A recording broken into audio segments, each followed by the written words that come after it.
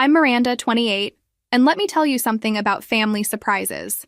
They're not always the heartwarming reunion movies make them out to be. I pulled into the driveway of the house I'd bought my mother 5 years ago, expecting to find her tending her garden or maybe reading on the front porch. Instead, I found her scrubbing the front steps on her hands and knees, wearing a complete maid's uniform like she was hired help in her own home. That's when I knew everything had gone completely wrong. My mother, Rose, looked up from her scrub brush, and when she saw me, she dropped everything and ran toward me sobbing. "Miranda, oh, thank God you finally came back. Look what your brother Daniel did to me.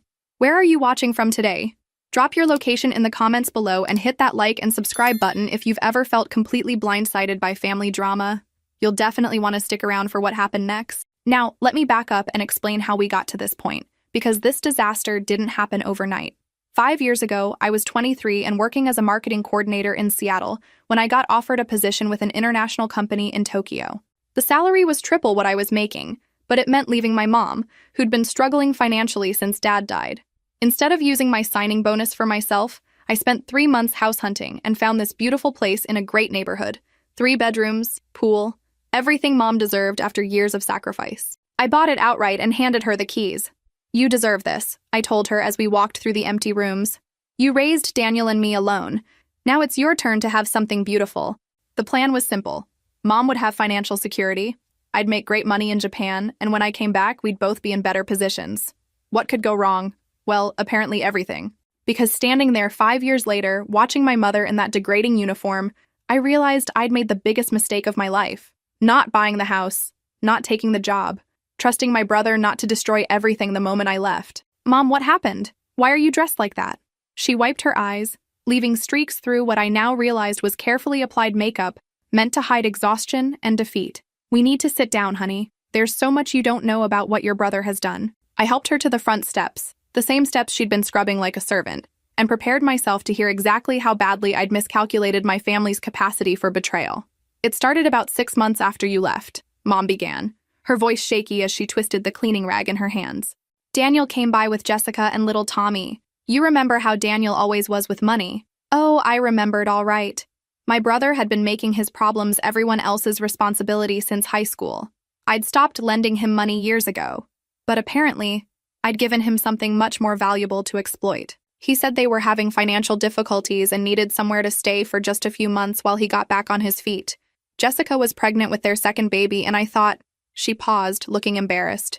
"I thought it would be nice to have family around. The house felt so empty after you left." I could see exactly how this had played out. Daniel showing up with his sad story, Jessica looking tired and pregnant, little Tommy being adorable, Mom's soft heart making it impossible for her to say no. "And you said yes," I said, already knowing how this manipulation worked. What else could I do? They needed help, and I had all this space. It was supposed to be temporary. The word temporary in the Daniel vocabulary meant until someone forces me to leave. I should have warned her about that before I left. What happened next? Well, Jessica was pregnant, and Daniel said she needed the master bedroom because of her condition. They asked if I'd mind moving to the guest room, just until the baby came. My jaw clenched. The master suite was the crown jewel of that house, the one thing I'd specifically wanted my mother to enjoy. The walk-in closet, the beautiful bathroom, the view of the backyard she'd always dreamed of having. "And you moved." "It made sense," she said defensively. "Jessica was carrying my grandchild. I thought it was just for a few months." Famous last words. In Daniel speak, a few months meant forever, and also you'll be paying for the privilege. Then what? Mom's hands started shaking as she continued. Well, money was tight for them. Daniel's job wasn't going well, and Jessica couldn't work because of the pregnancy. They started asking me to help with groceries, utilities, little things here and there. Little things. Right. In my family, little things had a way of becoming major financial obligations faster than you could say family discount. How much money are we talking about? A few hundred a month, sometimes more if they needed special things for the baby. I felt my blood pressure rising. Not only were they living rent-free in the house I'd bought for my mother, they were also extracting monthly payments from her for the privilege of being invaded. And the housework? Mom's face flushed. Well, Jessica couldn't do much because of the pregnancy, and Daniel worked such long hours. It just made sense for me to help out. Making breakfast, doing some laundry, watching Tommy while they ran errands. What kind of errands? Doctor appointments, shopping, job interviews for Daniel? She paused. though the job interviews seemed to happen a lot at restaurants and bars. Of course they did, because Daniel's idea of job hunting had always been more about networking drinks than actual employment. When did it get worse? After the baby was born. Jessica was tired from nursing, and Daniel said he was working extra hours to support his growing family. Somehow I ended up doing all the cooking, cleaning, childcare. Her voice dropped to a whisper. I was basically running a full household for 4 people while they lived like guests in a hotel. And you never thought to say no? I tried a few times, but Jessica would get upset and say I was being selfish. Daniel would remind me how much they were struggling, how they had nowhere else to go. And the children. She looked at me with tears in her eyes. I love those babies, Miranda. I didn't want them to suffer because of adult problems. Classic manipulation. Use the kids as emotional leverage while the adults exploit every boundary in sight. When did you realize it wasn't temporary anymore? Christmas last year. Jessica gave me this uniform. She gestured to the degrading outfit she was wearing and said since I was doing such good work keeping house, I should look professional. I stared at her in disbelief. She gave you a maid's uniform for Christmas? She said it was practical, that if I was going to be the housekeeper, I should dress the part. That's when I felt something crack inside my chest. Not anger yet, but something colder and more dangerous. A complete understanding of exactly how calculated this abuse had been. What finally made you want them to leave? Mom's face crumpled. 2 months ago, I was coming downstairs to get some water late at night. I heard them talking in the kitchen. She took a shaky breath before continuing. Jessica was complaining about me to Daniel. Said she was tired of having his mother around all the time, that she felt like they couldn't relax in their own home. Another pause. And Daniel? Daniel laughed. He said it would solve a lot of problems if I would just die already. The words hit me like a physical blow. My own brother, talking about our mother's death like it would be convenient for him. That's when I knew I had to ask them to leave. And what happened when you did? Mom's expression shifted to something that looked like shame mixed with fear. That's when Daniel showed me the papers I'd signed. What papers? I asked, though I was already getting a sick feeling about where this was heading. About a year ago, Daniel said he was setting up some insurance policies and legal protections for me, in case something happened while you were so far away. Mom pulled a crumpled folder from beside the front door. He said it was just standard paperwork, that he was taking care of family business. She handed me the folder with shaking hands. Inside were several documents that looked official enough at first glance, but something felt off about them immediately.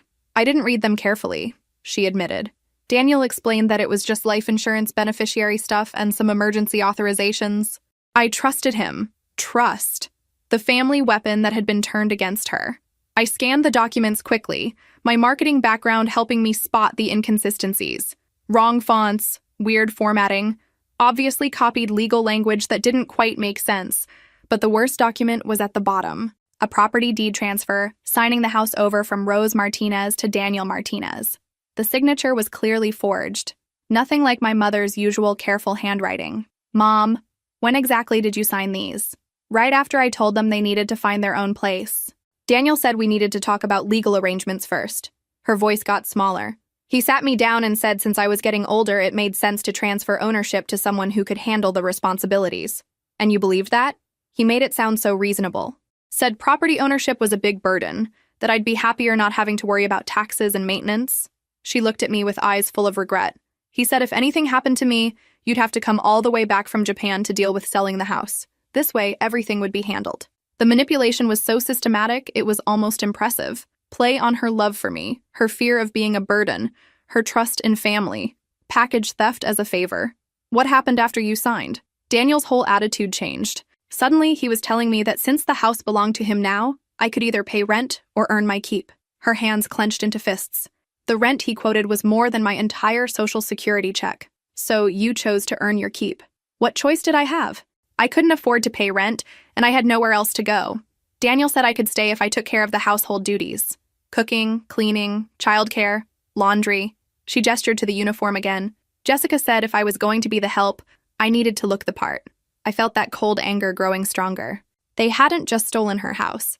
They'd systematically destroyed her dignity, her sense of self-worth, her belief that she deserved basic respect. Mom, why didn't you call me? Why didn't you tell me what was happening? And say what?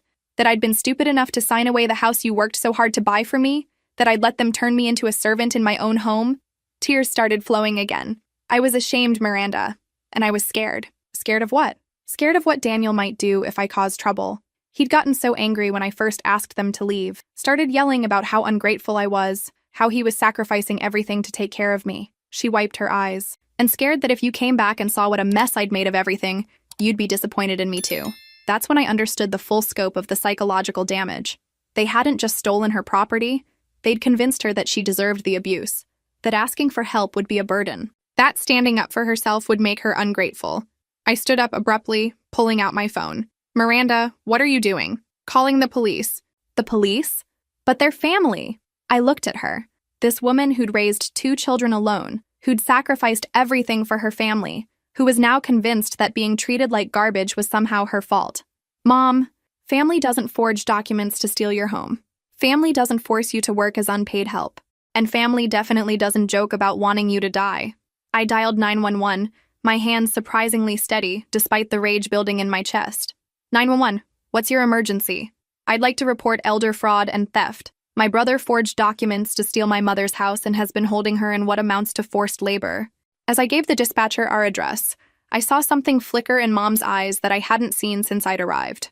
For the first time in 5 years, she looked hopeful. Daniel was about to learn that some people fight back. The police arrived within 20 minutes, followed closely by a detective who specialized in elder fraud cases. Detective Sarah Williams was a no-nonsense woman in her 40s, who took one look at the forged documents and immediately understood what we were dealing with. "Ma'am, how long has this been going on?" she asked Mom gently. "About 4 years, Mom answered, still seeming surprised that anyone was taking her seriously. Detective Williams examined the fake deed transfer, pointing out obvious problems with the formatting and notarization. This wouldn't fool a first-year law student. The notary seal is fake and the witness signatures are clearly in the same handwriting. "So what happens now?" I asked. "Well, first we need to establish legal ownership. Do you have the original deed and purchase documents?" I pulled out my phone and called my old bank in Seattle, explaining the situation to their fraud department. Within an hour, they'd faxed over copies of all the original purchase documents, showing clear title in Rose Martinez's name. "Perfect," Detective Williams said, reviewing the papers. "Your mother is the legal owner, and these forged documents constitute multiple felonies: forgery, fraud, elder abuse, and potentially theft of services." "Theft of services?" Mom asked. "Ma'am, forcing someone to work without pay in exchange for housing they're legally entitled to anyway is a form of theft, especially when the housing arrangements were obtained through fraudulent means." While Detective Williams worked on the legal side, I started planning the practical side. If Daniel thought he could steal from our family and face no consequences, he was about to get a very unpleasant education. "Mom, where are Daniel and Jessica right now?" "They took the kids to the mall. They usually spend Saturdays shopping and don't come back until evening." "Perfect." That gave us several hours to prepare their welcome home surprise. "Detective Williams, legally speaking, what are our options for getting them out of the house?" "Since your mother is the legal owner and they're residing there based on fraudulent documents, she has every right to evict them immediately. We can escort them off the property and charge them with trespassing if they refuse to leave." "And their belongings?" "Legally, you have to give them reasonable time to collect their possessions, usually 24 to 48 hours. I smiled for the first time since arriving home. "What if we help them pack? You know, as a courtesy?" Detective Williams caught my tone and smiled back. "As long as you don't damage anything. Helping someone pack their belongings is just being neighborly." The next 3 hours were some of the most satisfying of my life. We started with the master bedroom, the one that should have been Mom's sanctuary but had been transformed into Daniel and Jessica's personal palace. Designer clothes filled the entire walk-in closet, definitely not purchased with Daniel's inconsistent income. "How much money has Daniel been making lately?" I asked as we carefully folded Jessica's expensive dresses. "I don't think he's been working much at all," Mom admitted. "Jessica mentioned something about him starting his own consulting business, but I've never seen any evidence of actual clients." So they'd been living completely free, using Mom as unpaid labor while spending money on luxury items. The entitlement was staggering. In what used to be the guest room, now converted to an elaborate nursery, we found thousands of dollars worth of premium baby items. Designer clothes, organic toys, a crib that probably cost more than Mom's monthly Social Security check. "Did they expect you to help pay for any of this?" I asked, gesturing to the expensive setup. Mom nodded miserably. "Jessica said the children deserve the best, and since I wasn't paying rent, I should contribute to my grandchildren's needs. A few $100s a month for baby supplies." I had to stop packing for a moment.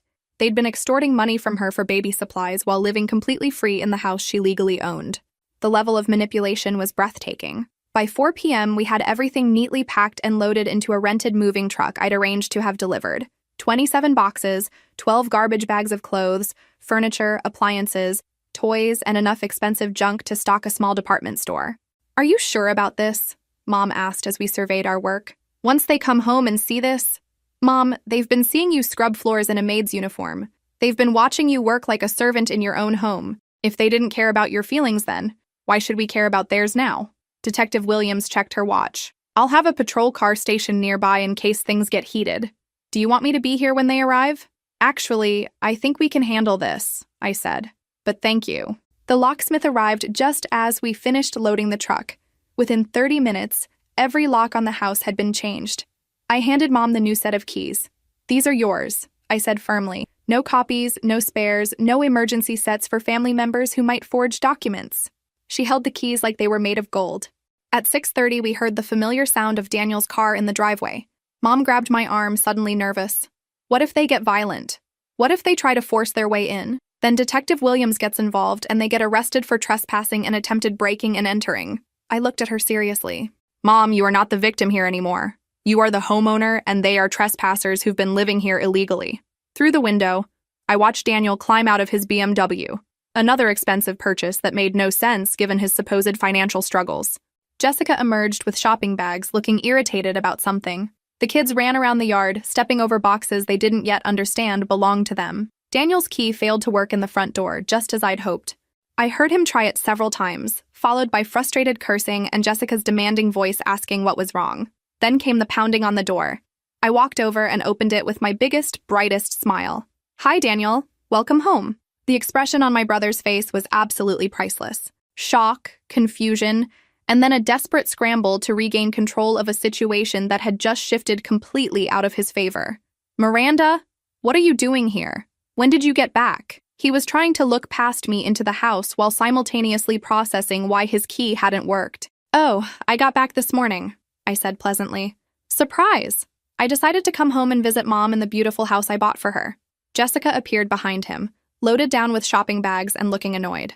"Daniel, why are we standing out here? And why is all our stuff on the lawn?" That's when I got my first really good look at Jessica. Perfectly styled hair, designer outfit, manicured nails, and an expression that suggested she was used to having her problems solved by other people, specifically by the woman she'd been treating as hired help. "Hi, Jessica," I said, extending my hand. "I'm Miranda, Rose's daughter. You know, the one who actually owns this house?" Her face went pale as she realized exactly who I was and what my presence might mean for their comfortable little arrangement. "Mom!" Daniel called, trying to push past me. "What's going on here? Why won't the key work?" "The locks have been changed," I said calmly. "And before you ask, yes, we have every legal right to do that." "What are you talking about? This is my house." I pulled out my phone and showed him the property records Detective Williams had printed for us. "Funny thing about that, Daniel. According to the county clerk's office, this house belongs to Rose Martinez. It always has." Daniel's face went through several emotions before settling on anger. "That's impossible. Mom signed the house over to me years ago." "You mean these documents?" I held up the folder with the forged papers. "The ones with the fake notary seals and obviously forged signatures?" "Yeah, the police were very interested in those." "The police?" Jessica's voice cracked. "Oh, yes. Turns out that forging legal documents to steal someone's home is called elder fraud. It's a felony. Multiple felonies, actually." Daniel was starting to understand that whatever script he'd been following for the past 4 years had just been completely rewritten. "This is insane. Mom wanted me to have the house. She was happy to help with the housework. Mom," he raised his voice, "get out here and explain to your daughter what we agreed to." That's when Mom appeared in the doorway behind me. But this wasn't the defeated, uniformed woman I'd found scrubbing steps that morning. She'd changed into a nice blue dress, done her hair properly, and most importantly, she was standing straight with her shoulders back. "Hello, Daniel," she said quietly. "Hello, Jessica." "Mom, thank God. Tell Miranda about our arrangement. Tell her how you wanted me to have the house." Mom looked at him steadily for a long moment before speaking. "What arrangement would that be, Daniel? The one where you forged documents to steal my home? Or the one where you forced me to work as your unpaid housekeeper while you and Jessica lived like royalty?" "That's not what happened." "Then explain to me what did happen," Mom said, and I was proud of how strong her voice sounded. "Explain why I've been sleeping in the guest room of my own house. Explain why I've been doing your laundry and scrubbing your toilets for 4 years. Explain why Jessica gave me a maid's uniform for Christmas.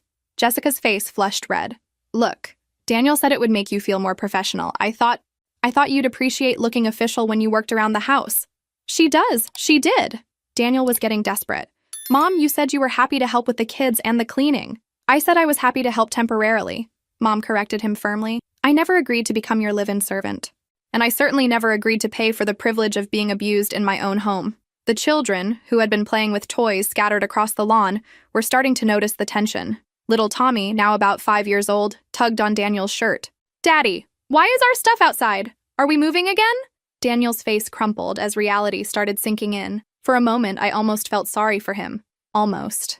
We need to talk about this inside, he said desperately. As a family. We are talking about it, I replied. And this conversation is pretty simple. You stole Mom's house through fraud. You forced her to work as unpaid labor. And now you're going to pack up your things and find somewhere else to live. You can't just kick us out. We have nowhere to go. You should have thought about that before you decided to commit elder fraud. Jessica was looking frantically between Daniel and me, finally understanding that whatever comfortable situation they'd been enjoying was over. Daniel, is this true? Did you really forge documents? He couldn't meet her eyes. Oh my God, Jessica breathed. Daniel, what have you done? I knew something felt wrong, but I convinced myself it was legitimate. I've been living in a stolen house and I let myself believe your mother wanted to work like this.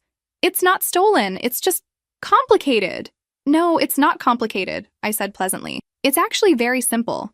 You committed multiple felonies, and now you're facing the consequences. Detective Williams chose that moment to pull up in her patrol car. Daniel's face went completely white. You called the police on your own brother? I called the police on someone who stole from my mother, I corrected. The fact that he's my brother just makes it more disgusting. As Detective Williams approached, I felt something I hadn't experienced in years. Complete satisfaction with a family interaction. It was about time someone in this family faced real consequences for their choices. What happened next was exactly what should happen when someone steals from their own mother. Swift, decisive justice with no room for manipulation or guilt trips. Detective Williams reviewed the situation with Daniel and Jessica, while I watched my brother's carefully constructed house of lies collapse in real time. It was better than any revenge fantasy I could have imagined. Mr. Martinez, Detective Williams said professionally, you're under arrest for elder fraud, forgery, and theft of services. Theft of services? Daniel sputtered. Forcing your mother to work without pay in exchange for housing she was legally entitled to anyway constitutes theft of services under state law. Jessica was crying now, but not the manipulative tears she'd probably used to control situations in the past. These were genuine panic tears as she realized the scope of what Daniel had done. What about the children? She asked Detective Williams. We don't have anywhere to go. Ma'am, that's not a legal matter. That's a consequence of your housing arrangements being based on fraudulent documents. I looked at Mom, who was watching her grandchildren with obvious concern, despite everything their parents had put her through. Mom, what do you want to do about Tommy and the baby? She was quiet for a moment, and I could see the internal struggle.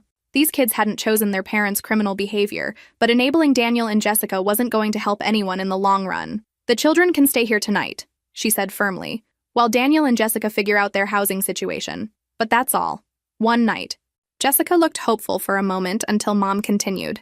And Daniel, since you'll be spending tonight in jail while the fraud charges are processed, Jessica will need to handle the children and find temporary housing on her own. Jail? Daniel's voice cracked. Elder fraud is a serious crime, Mr. Martinez, Detective Williams explained. You'll be held until your arraignment tomorrow morning. I watched my brother get handcuffed and put into the back of a police car, and honestly, it felt amazing. After years of watching him manipulate situations and avoid consequences, seeing him finally face real accountability was deeply satisfying. Jessica was left standing in our driveway with 2 confused children, 27 boxes of belongings, and the dawning realization that her comfortable life had been built on crimes against the woman who'd been raising her children for free. Rose, she said tentatively, I want you to know that I never understood what Daniel had done. I thought you'd given him the house. I thought you enjoyed helping with housework. Mom looked at her steadily. Jessica, you gave me a maid's uniform for Christmas. You watched me scrub floors while you got manicures. Did you really think I enjoyed that? Jessica's face flushed. I convinced myself it was practical. Daniel kept saying you'd feel more professional, that you took pride in keeping house perfectly. And I wanted to believe that was true because it made things easier for me. I'm 63, not 93. And even if I were 93, that wouldn't justify treating me like hired help. The moving truck driver, who'd been waiting patiently through the whole drama, approached us about loading the remaining items. "Ma'am, where do you want this stuff delivered?" Jessica looked panicked. "I don't know. We don't have anywhere to go." I pulled out my phone and found the number for a nearby storage facility. "You can have everything put in storage until you figure out your housing situation. I can't afford storage right now." "Then maybe you should have thought about that before living off stolen housing for 4 years," I said pleasantly. Because honestly, Jessica's financial problems were not my mother's responsibility, and they certainly weren't mine. Mom surprised me by pulling out her checkbook. "I'll pay for 1 month of storage," she told Jessica. "After that, you're on your own." Even after everything they'd done to her, Mom was still trying to help. It was exactly the kind of generosity that had gotten her into this mess in the first place, but it was also exactly who she was. "Thank you," Jessica whispered, finally understanding the magnitude of grace she was receiving. As the truck pulled away with their belongings, I helped Mom get the children settled inside.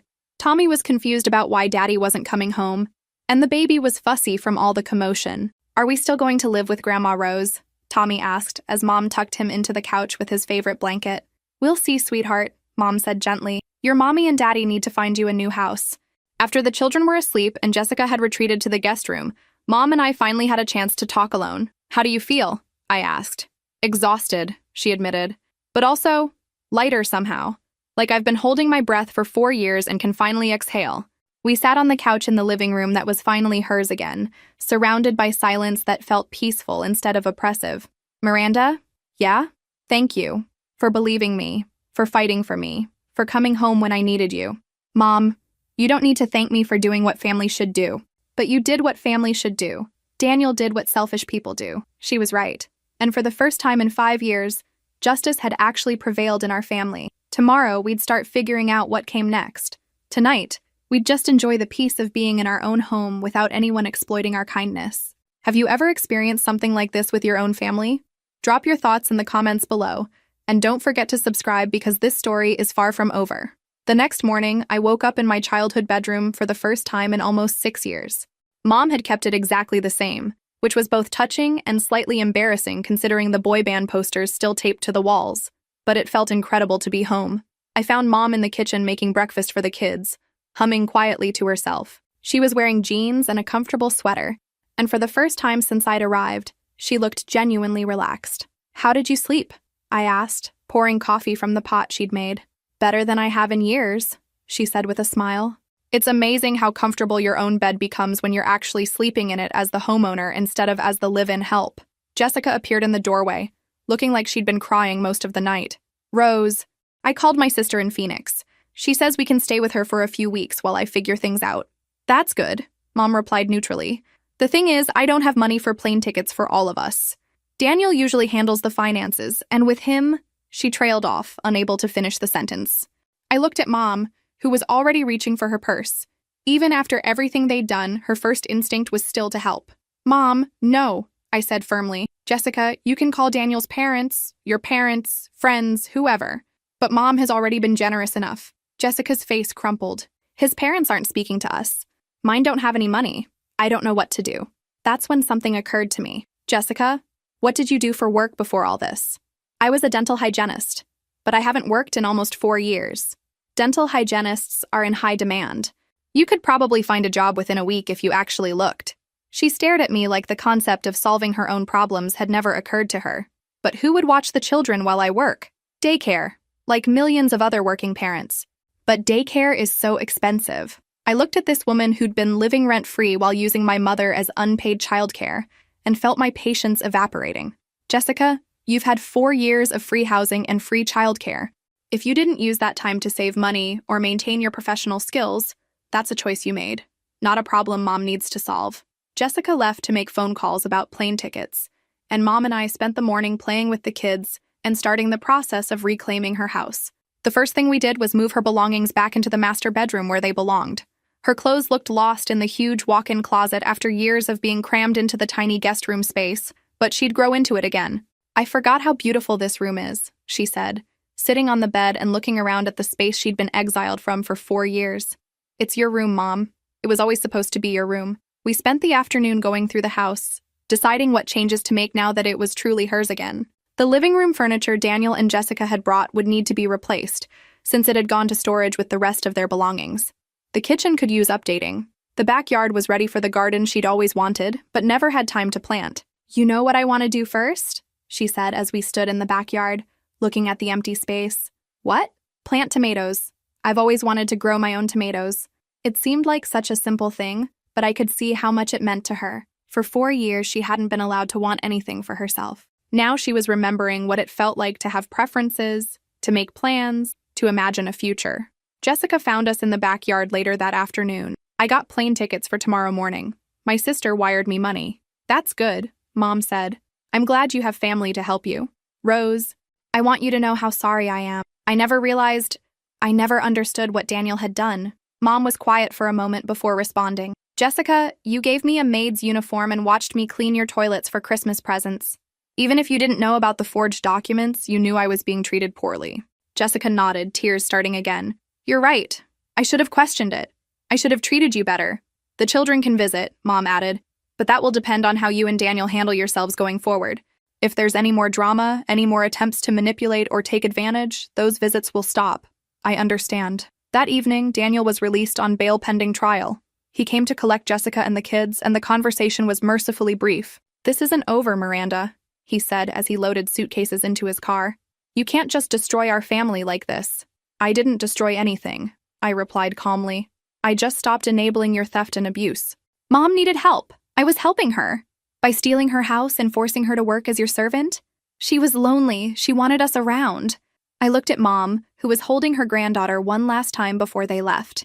"Mom, were you lonely?" "Yes," she said simply. "But I was lonelier living in a house full of people who treated me like I didn't matter than I ever was living alone." That seemed to hit Daniel harder than anything else. For just a moment, his mask slipped, and I saw something that might have been shame, but it didn't last long. "You'll regret this," he said as he got into his car. "When you realize what you've done to your own family, you'll regret it." "Maybe," I said, "but I doubt it." After they left, Mom and I sat on the back porch, watching the sunset paint the sky in shades of orange and pink. "Are you okay?" I asked. I'm sad about the children," she admitted. "But I'm not sad about standing up for myself. For the first time in 4 years, I feel like I'm living in my own home instead of just existing in someone else's space." "What do you want to do now?" "Live," she said simply. "I want to plant that garden. I want to paint again. I used to love watercolors. I want to take that pottery class at the community center I've been thinking about for years." "What's stopping you?" "Nothing," she said with a smile. "For the first time in years, absolutely nothing is stopping me." 2 weeks later, our house looked like it belonged to Mom again. We'd retrieved her furniture from storage, bought new pieces to replace what Daniel and Jessica had taken, and most importantly, filled the space with things that made her happy.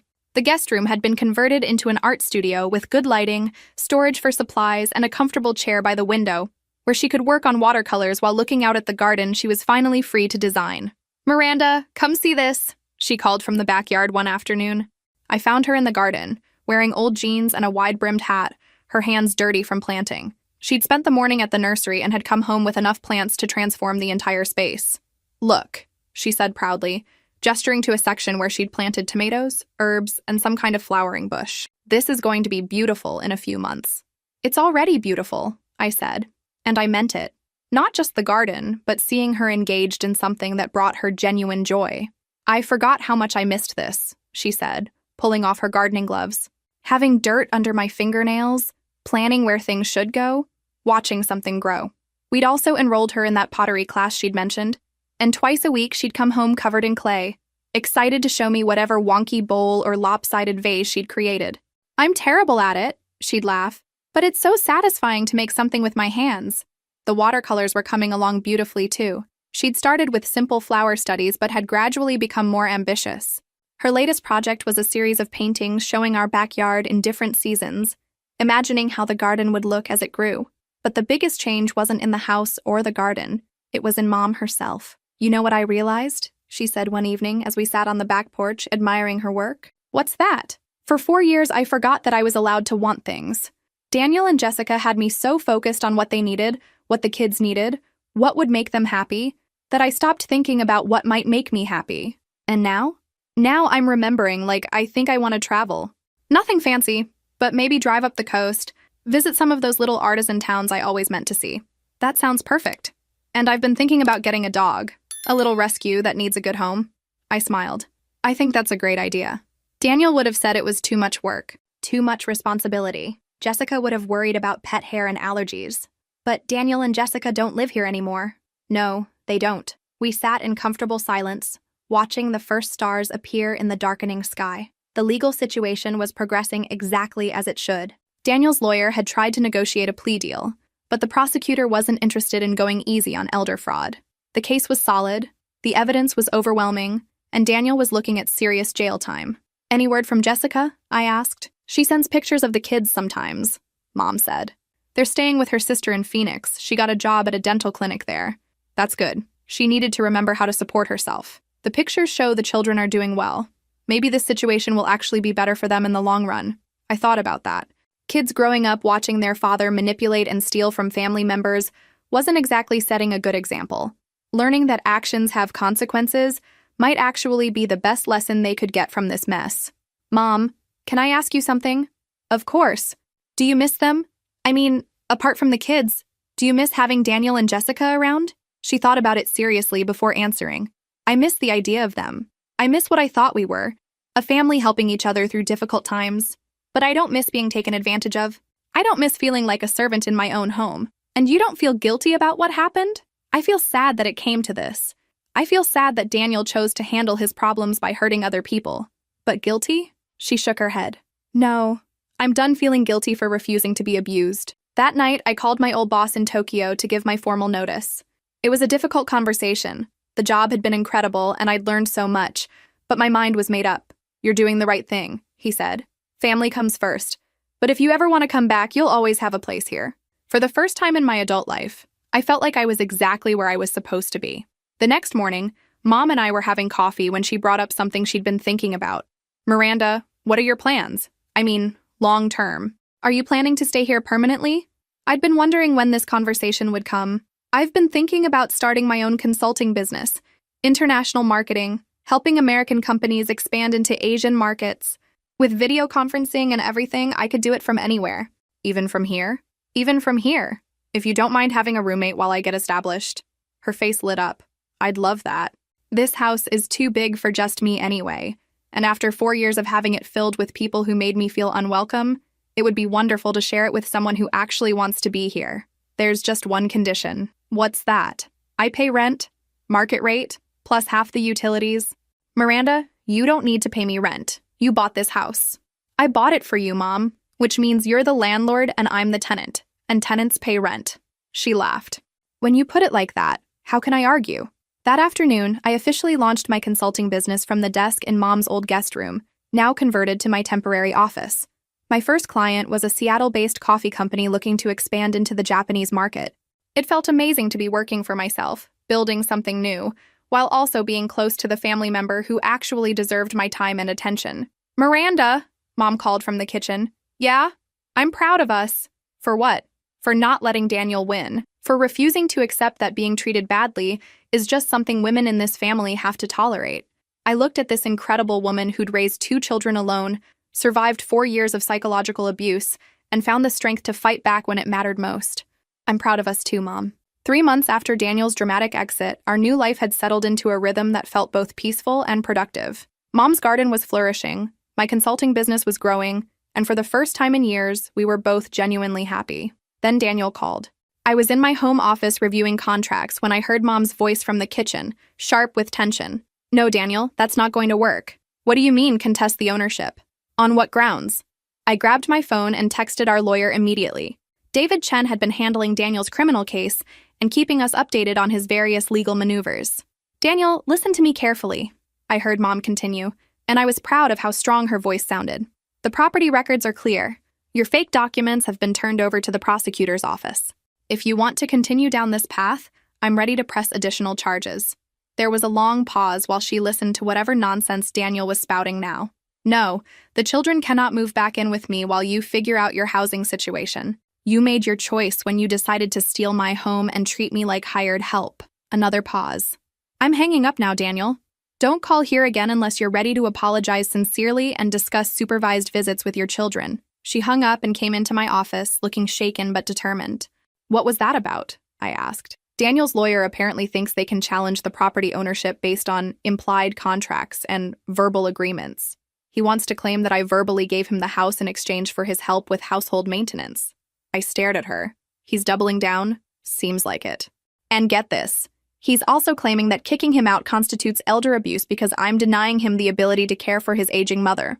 The audacity was breathtaking. After years of actual elder abuse, Daniel was now trying to claim that stopping his abuse constituted abuse. My phone buzzed. David was calling back. "Miranda, I got your text. What's happening now?" I explained Daniel's latest legal strategy while Mom sat in my office chair looking tired. "Implied contracts?" David laughed, but not in a funny way. "Based on what evidence? His word against his mother's? With forged documents already submitted to the court? What do? We let him try. Any competent lawyer will take one look at this case and either refuse to take it or charge Daniel a fortune up front. The evidence is overwhelmingly against him. And if he does find someone desperate enough to represent him, then we countersue for harassment, emotional distress, and legal fees. We'll make it so expensive for him to pursue this that he'll wish he'd just accepted the criminal charges quietly." After I hung up, I looked at Mom. She was staring out the window at her garden, where her tomatoes were starting to ripen. "Are you okay?" "I'm angry," she said simply. "For 4 years, I tried to keep the peace. I accepted every excuse, every rationalization, every reason why I should just put up with being treated poorly. And now?" She turned to look at me, and her expression was fierce in a way I'd never seen before. "Now I'm done protecting Daniel from the consequences of his choices." The next day, we drove to the courthouse together. Mom had decided to file additional charges for harassment and to request a formal restraining order. It wasn't an easy decision for her. Despite everything, he was still her son. But she'd realized that Daniel would never stop trying to manipulate the situation unless there were serious consequences. "Are you sure about this, Mrs. Martinez?" the prosecutor asked. "Once we expand the charges to include harassment and attempted fraud, this becomes a much more serious case." "I'm sure," Mom said firmly. "My son needs to learn that stealing is wrong, even when you steal from family, especially when you steal from family." The formal charges were amended that afternoon. In addition to the original elder fraud and forgery charges, Daniel was now facing harassment, attempted fraud, and violation of the conditions of his bail. Jessica called that evening crying again. "Rose, please, can't you make this stop? Daniel is talking about taking this to trial, and our lawyer says that could mean years of legal battles." "Jessica, Daniel is the one who expanded this fight. All he had to do was accept responsibility for what he did and complete his community service quietly. But a trial will cost so much money. We're already struggling to pay for our lawyer. Then maybe Daniel should have thought about that before he decided to forge more legal documents and file frivolous lawsuits. He's just desperate, Rose. He feels like he's lost everything." Mom was quiet for a long moment before responding. "Jessica, Daniel lost his family's trust when he chose to steal from me rather than ask for help honestly. He lost his home when he chose fraud over hard work, and he's losing his freedom because he can't accept responsibility for his choices. But what about the children? They miss their grandmother. The children are welcome to visit once this legal situation is resolved and Daniel stops trying to manipulate and harass me. Until then, they'll have to learn that family relationships have boundaries." After Jessica hung up, Mom and I sat on the back porch again, surrounded by the garden she'd created in the space she was finally free to call her own. "Do you ever regret it?" I asked, standing up to him, pressing charges, all of it. "No," she said without hesitation. "I regret that it was necessary. I regret that Daniel chose manipulation over honesty. But I don't regret learning that I'm worth fighting for." That night, I lay awake thinking about family dynamics and the difference between love and enabling. For years, Mom had convinced herself that tolerating abuse was the loving thing to do, that keeping peace was more important than demanding respect. But real love, the kind that actually helps people grow and become better, sometimes requires setting boundaries. Sometimes it means letting people face the consequences of their choices instead of constantly rescuing them from their own bad decisions. Daniel was about to learn that lesson the hard way. 6 months after our confrontation with Daniel, I was sitting in my home office when David called with news about the criminal case. "He's pleading guilty to all charges," David said without preamble. His lawyer finally convinced him that going to trial would result in significantly more jail time. "What's the plea deal?" 2 years probation, restitution for all the money your mother spent on storage and expenses during the fraud period, 200 hours of community service, and a permanent restraining order. He also has to pay court costs and legal fees. How much restitution are we talking about? About $15,000. That includes the storage fees, the extra utilities and maintenance costs, and the money she paid for baby supplies and groceries while they were living there illegally. After I hung up, I went downstairs to tell Mom. I found her in her art studio, working on a landscape painting of our backyard. The watercolors had gotten dramatically better over the past few months. Daniel's case is settled, I told her, explaining the terms of the plea agreement. She set down her brush and was quiet for a moment. How do you feel about it? I asked. Relieved, she said finally. And sad. I never wanted it to come to this, but I'm glad it's over. The restraining order means he can't contact you directly for 5 years. If he wants to see the kids, it has to go through Jessica or supervised by the court. I know. Maybe that's for the best. The children don't need to be exposed to more conflict. Mom had been seeing Tommy and the baby occasionally, but always at neutral locations and never when Daniel was around. Jessica had been surprisingly cooperative about maintaining the relationship, possibly because she was genuinely horrified by what Daniel had done. I have some other news, I said, settling into the chair by the window that had become my favorite spot in the house. Good news or concerning news? Good news. Great news, actually. I just signed my 5th major client. The business is officially successful enough to support both of us very comfortably. Mom smiled broadly. Miranda, that's wonderful. I'm so proud of you for taking that leap. Which brings me to my next announcement. I'd like to make our living arrangement official. Market rate rent, half utilities, and a formal lease agreement. You really don't need to pay me rent. This is your home too. Actually, I do need to pay rent. Because you're not just my mother, you're my landlord. And landlords deserve to be paid fairly when their adult children live with them. She laughed. When you put it like that, how can I refuse? That evening, we were having dinner on the back porch when Mom brought up something she'd been thinking about. Miranda, I want to ask you something, and I want you to be completely honest with me. Okay. Do you think I'm weak for letting Daniel take advantage of me for so long? The question caught me off guard. Mom, what are you talking about? I mean, I let him live here for 4 years. I let him turn me into a servant in my own home. I signed documents without reading them carefully. Any reasonable person would have stopped it much sooner. I looked at this woman who'd raised 2 children alone after my father's death, who'd worked multiple jobs to keep us fed and housed, who'd survived 4 years of psychological manipulation and still found the strength to fight back when it mattered. Mom, you're not weak. You're trusting. There's a difference. Is there? Yes. Weak people don't survive what you survived. Weak people don't find the courage to press criminal charges against their own children. Weak people don't rebuild their lives at 63. She was quiet, considering my words. You know what I think happened? I continued. I think Daniel exploited the fact that you're a good person. He took advantage of your generosity, your love for your grandchildren, and your desire to help family in need. That's not weakness on your part. That's manipulation on his. But I should have seen through it sooner. Maybe. But the fact that you eventually did see through it and then took action to stop it is what matters. How many people stay in bad situations because they're too afraid or too beaten down to fight back? She nodded slowly. When you put it that way, Mom, you're not a victim anymore. You're a survivor. And there's a big difference between those two things. That night, as I was getting ready for bed, Mom knocked on my door. Miranda, I've been thinking about something. What's that? I want to do something meaningful with this house. Something that honors what we've been through but also helps other people. What did you have in mind? I've been researching programs that provide temporary housing for women who are leaving difficult family situations. Not just domestic violence, but financial abuse, elder abuse, situations like mine where family members take advantage of each other. I sat down on my bed, intrigued. Tell me more. Well, this house has 4 bedrooms. We're using 2. What if we use the other 2 to help women who need a safe place to stay while they figure out their next steps? The idea was both generous and brilliant.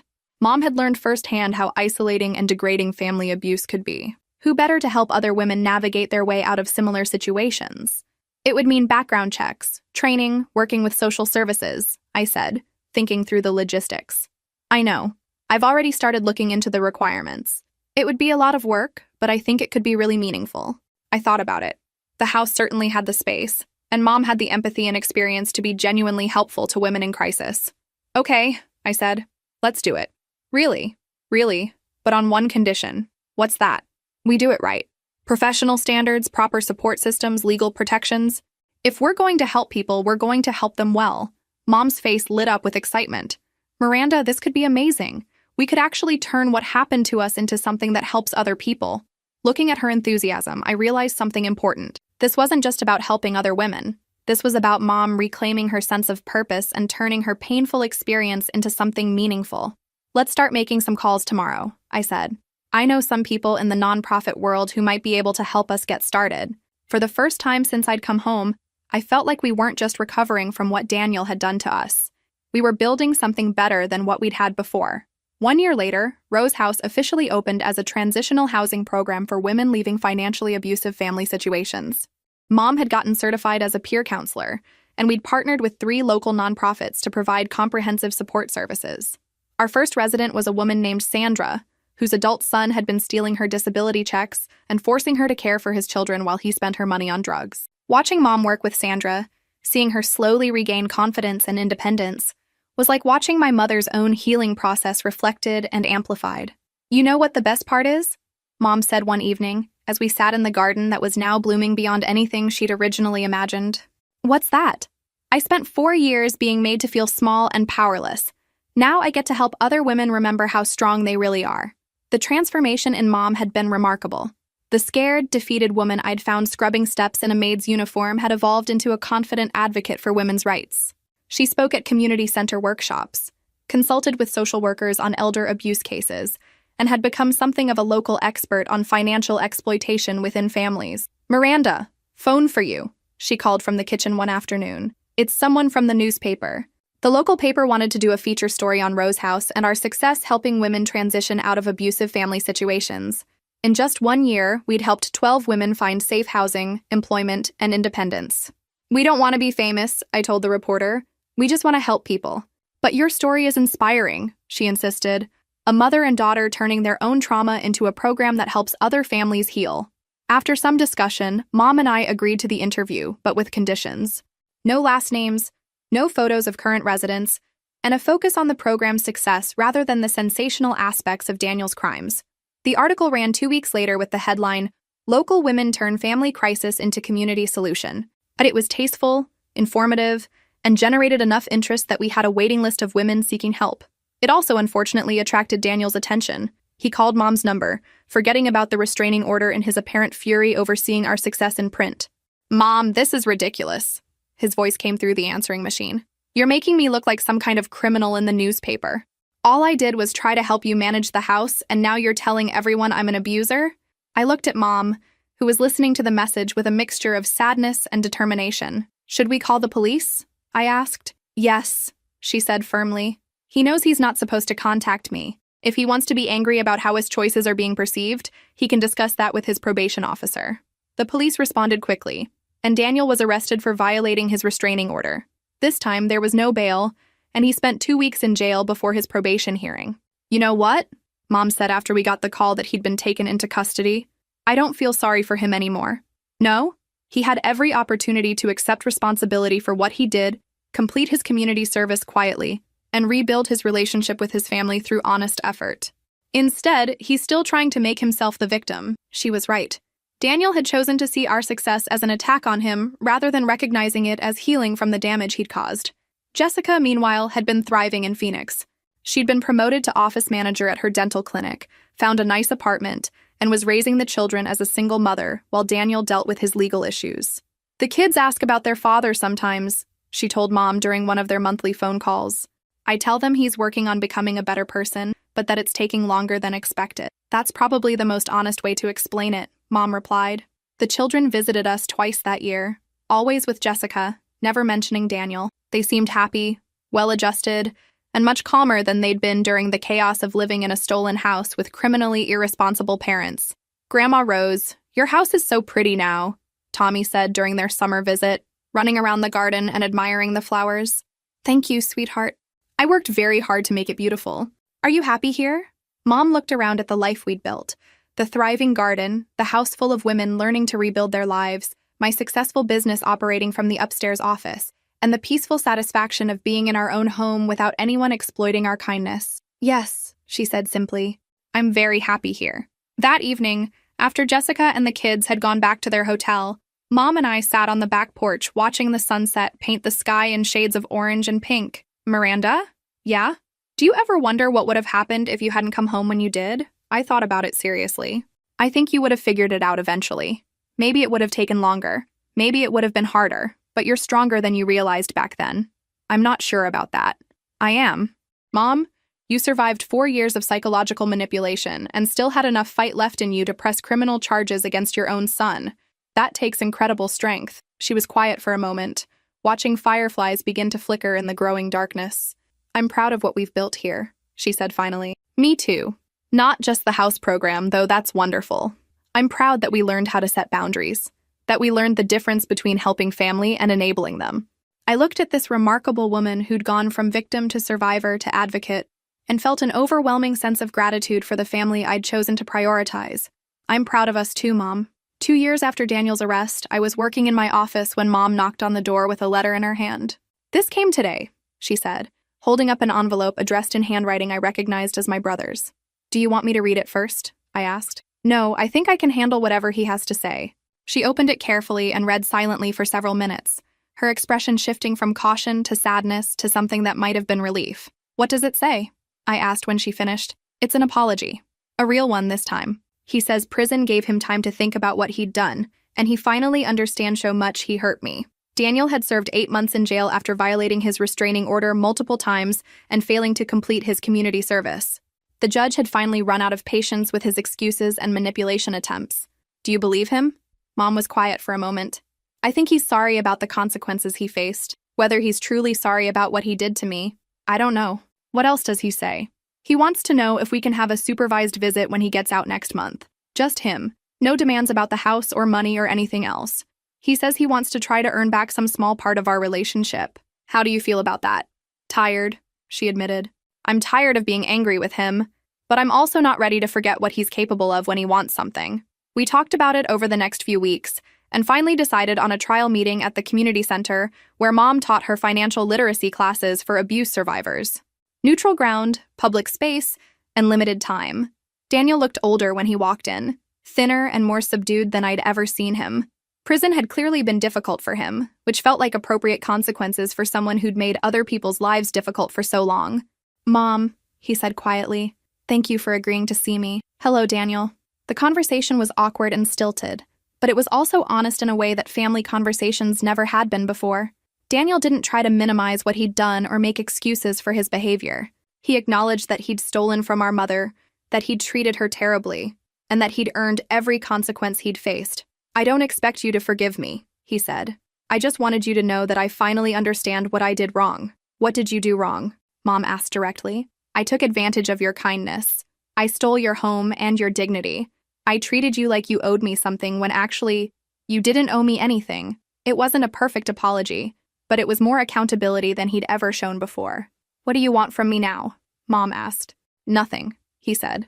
And for the first time in his adult life, I actually believed him. I just wanted you to know that I'm sorry, and that I'm trying to become someone better than who I was. The visit lasted an hour. No demands, no manipulation, no requests for money or housing or anything else. Just a conversation between a mother and son who were trying to figure out if there was any relationship worth salvaging from the wreckage of what had come before. After he left, Mom and I walked through the community center garden, a smaller version of the one she'd created at home. How do you feel? I asked. Sad, mostly. Sad about all the time we wasted, all the pain we could have avoided if he'd just learned to ask for help honestly instead of taking what he wanted. Do you think he's changed? I think prison scared him. Whether that fear will translate into lasting change, she shrugged. That's not really my responsibility anymore. That evening, we got a call from Sandra, our first Rose House resident, who was calling to tell us she'd just gotten promoted to assistant manager at her job and had saved enough money to put a down payment on a small house. I never could have done this without you, she told Mom. You showed me that I was worth fighting for. After we hung up, Mom and I sat in our usual spot on the back porch, surrounded by the garden that had grown more beautiful each year. You know what I've learned? Mom said as we watched the sunset. What's that? For 65 years, I thought being a good woman meant making everyone else comfortable, even when it made me miserable. Turns out being a good woman means knowing your worth and refusing to let anyone convince you you're worth less than you are. I looked around at the life we'd built together. The house was full but peaceful, productive but calm. Mom's artwork hung on the walls alongside paintings from some of our residents. The garden bloomed with vegetables and flowers that fed everyone who lived here. Most importantly, it was a place where women learned that they deserved respect, safety, and the chance to build lives on their own terms. Miranda? Yeah? I'm glad you came home. I'm glad I did too. As the sun disappeared behind the trees, painting the sky in brilliant shades of gold and purple, I realized something important. We'd started this journey trying to get back what was stolen from us. Instead, we'd discovered something much more valuable: the knowledge that we were worth protecting, worth fighting for, and worth the effort it takes to build a life based on respect rather than obligation. Daniel could keep his apologies and his attempts at redemption. We'd already found something better: the peace that comes from knowing exactly what we would and wouldn't tolerate, and the strength to enforce those boundaries without apology. Sometimes the best revenge isn't getting even with people who hurt you. Sometimes it's building something so beautiful and meaningful from the wreckage they left behind that their damage becomes irrelevant. Mom? Yes? Want to go start planning next year's garden? I thought you'd never ask. If this story resonated with you, make sure to like and subscribe for more stories about family, justice, and finding the strength to stand up for what's right. Because sometimes the most important victory isn't defeating the people who hurt you. It's refusing to let their choices define the rest of your life.